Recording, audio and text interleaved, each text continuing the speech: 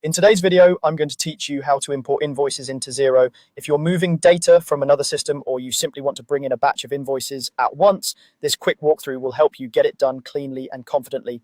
First, open your web browser and go to xero.com, then sign into your organization. Once you're in, head to the sales area. This is where your revenue documents live, and it's the best place to manage everything related to customer billing.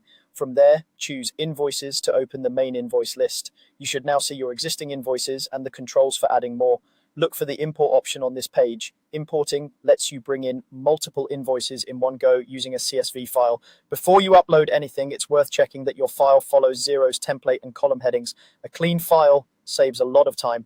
Make sure each row represents an invoice line, that dates are in a consistent format, and that tax rates and account codes line up with what exists in your Xero chart of accounts and tax settings. If you built the file in a spreadsheet tool, export it as a CSV, since that's the format Xero expects. Keep the headings intact, avoid formulas where possible, and ensure numbers don't include special characters. When you're ready, click Browse, navigate to your CSV file on your computer, select it, and click Open to attach it. You'll see the file name appear, confirming it's ready. If you accidentally picked the wrong file, simply browse again and choose the correct one. Next, click Import. Xero will read your file, check the structure, and process the invoices. If anything doesn't match what Xero expects, you'll get messages that point you to the problem areas, things like missing contact names, invalid dates, or unrecognized account codes. In that case, cancel the import, adjust your CSV, and try again.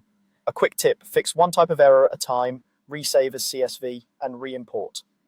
That approach keeps troubleshooting simple. Once the import completes, you'll return to the invoice list with your new records added.